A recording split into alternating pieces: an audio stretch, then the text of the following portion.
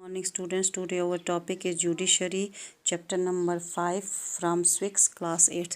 आज हम पढ़ेंगे what is the structure of courts in India. तो ये आपके सामने एक फिगर है जो कि स्ट्रक्चर ऑफ कोर्ट है। ये हमारे कोर्ट्स का जो स्ट्रक्चर होता है ये पिरामिड की तरह होता है। हमारी कंट्री में 3 तरह के डिफरेंट लेवल्स की कोर्ट्स होती हैं। सबसे पहले आती है सुप्रीम कोर्ट जो कि कंट्री में सिर्फ एक कोर्ट है जिसको प्रेसिडेंट किया जाता है चीफ जस्टिस के द्वारा और ये न्यू दिल्ली में है। इसको अपेक्स कोर्ट भी कहा जाता है। उसके बाद आती है हाई कोर्ट जो कि स्टेट लेवल में एक ही कोर्ट होती है और तब तीसरी लेवल पे आता है डिस्ट्रिक्ट कोर्ट और सबॉर्डिनेट कोर्ट भी कहा जाता है। तो यहाँ पर बहुत तरीके से केसेस को सॉल्व किया जाता है कोर्ट्स में। तो यहाँ पर आपसे एक क्वेश्चन पूछा गया है कि are these different levels of courts connected to each others. क्या ये अलग अलग लेवल पर कोर्ट्स हैं, ये क्या एक दूसरे से जुड़ी हुई हैं, ये पूछा गया है। तो हाँ, तो ये सभी कोर्ट हैं, ये सब एक दूसरे से जुड़ी हुई हैं और सभी के को समझना होगा कि हमारे कोर्ट में इसमें से जुडिशरी सिस्टम जो है वो एक इंटीग्रेटेड सिस्टम है। यानी अगर कोई हाई कोर्ट या फिर सुप्रीम कोर्ट कोई फैसला सुनाती है वो लोअर कोर्ट के ऊपर बाइंडिंग होगा। इसका मतलब ये होता है कि अगर लोअर कोर्ट में आपके खिलाफ कोई फैसला आता है तो आप हाई कोर्ट में जा सकते हैं, अपनी बात वहाँ पे रख सकते हैं। लोअर कोर्ट के खिलाफ भी आप डिसीजंस ले सकते हैं।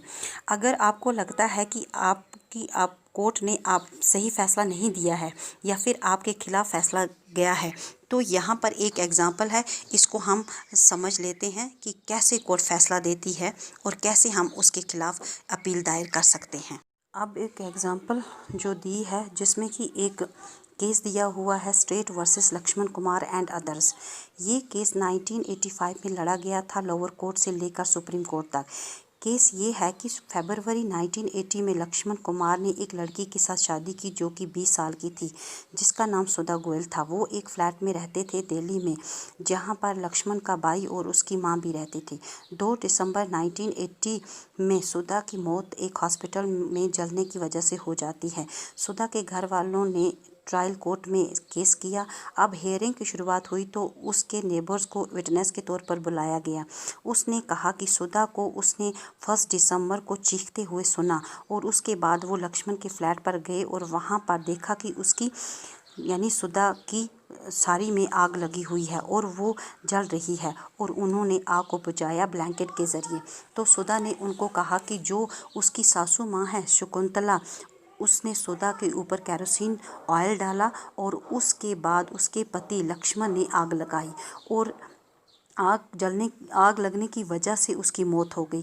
और ट्रायल के दौरान यानी केस जब चल रहा था, सुधा के मायके वाले और जो नेबर्स थे उन्होंने ये कहा कि सुधा को ससुराल वाले टॉर्चर करते थे और सुधा को dowry, scooter, fridge and cash की डिमांड कर रहे थे, यानी उसके पहले बच्चे के जन्म पर। जो लक्ष्मण था उसने अपने डिफेंस में कहा कि सुधा की साड़ी में एक्सीडेंटली आग लग गई थी जब वो दूध गर्म कर रही थी। तो इस पूरे मामले को सुनने के बाद ट्रायल कोर्ट ने लक्ष्मण, उसकी मां शकुंतला और ब्रदर इन लॉ यानी सुभाष चंद्र यानी तीनों को डेथ की सज़ा सुनाई। इसको हम कंटिन्यू करते हैं नेक्स्ट वीडियो में। Thank you for watching this video.